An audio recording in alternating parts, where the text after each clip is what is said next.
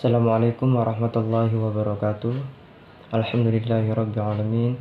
Wassalatu wassalamu ala asyrafil anbiya'i wal mursalin wa ala alihi wa sahbihi rasulillahi ajma'in. Asyhadu an la ilaha illallah wa asyhadu anna Muhammadar Rasulullah.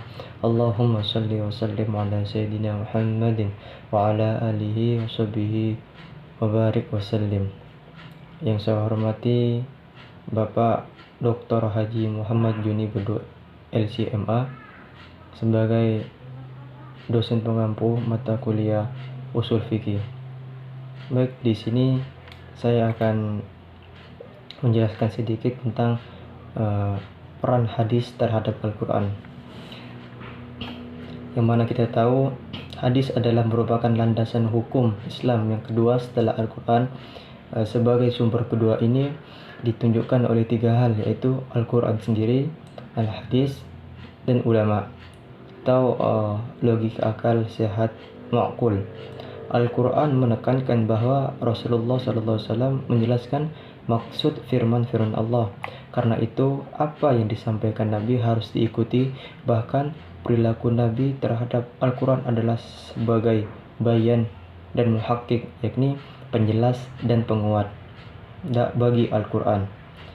Sebagaimana di dalam Al-Quran pun dijelaskan, Nabi Muhammad adalah uswatun hasanah, suri tauladan yang baik bagi kita untuk mengikuti beliau. Kemudian baik secara bayan takrir, bayan tafsir, taksis al-am, bayan tabdilah. Karena dalam Al-Quran terdapat ayat-ayat yang memerintahkan kepada orang-orang beriman untuk taat secara mutlak kepada apa yang diperintahkan dan dilarang Rasulullah SAW, serta mengancam orang yang menyelisihkannya. Di dalam surat ke-53 An-Najm, Allah berfirman, "Wa ma yantiqu 'anil hawa." Dan tidaklah apa yang diucapkan Rasulullah itu menurut keinginan dia sendiri, menurut hawa nafsunya sendiri. In huwa illa wahyu yuha, dan apa yang ia ucapkan itu adalah wahyu yang diwahyukan. Maka segala apa yang dikatakan Rasulullah, apa yang dilakukan Rasulullah, itu merupakan isi kandungan dari Al-Quran itu sendiri. Kemudian Imam Ahmad berpendapat bahwa kita tidak bisa memahami semua isi kandungan Al-Quran. Terlebih dahulu kita harus memahami, belajar isi hadis tersebut. Kemudian keberlakuan hadis sebagai sumber hukum diperkuat pula dengan kenyataan bahwa Al-Quran hanya memberikan garis-garis besar dan umum, petunjuk umum yang memerlukan penjelasan rincian lebih lanjut untuk dilaksanakan dalam kehidupan manusia. Karena itu, keabsahan hadis sebagai sumber kedua secara logika ini dapat diterima. Di antara ayat-ayat yang menjadi bukti hadis merupakan sumber hukum dalam Islam adalah sebagai berikut.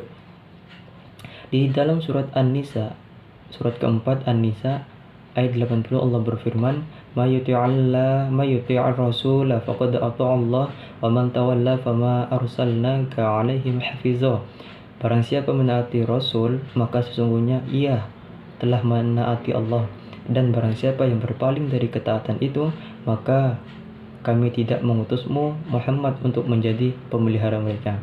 Kemudian di dalam surat Al-Hasyr, surat ke-59 ayat 7, Allah berfirman, "Wa ma atakumur rasulu fakhuzuhu wa ma nahakum anhu fantahu wattaqullaha innallaha syadidul iqab."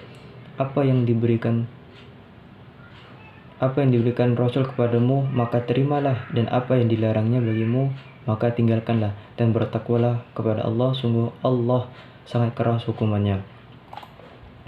Nah, kemudian di dalam Al-Quran Allah berfirman, Allah menjelaskan, makanlah makanan yang halal, makanan yang baik-baik, dan Allah mengharamkan makanan yang kotor-kotor. Tetapi di antara keduanya ini terdapat beberapa hal yang tidak jelas atau syubhat, samar-samar, baik yang tidak yang tidak nyata atau buruknya. Kemudian ukuran baik dan buruknya menurut pandangan manusia pun berbeda-beda. Maka Rasulullah bersabda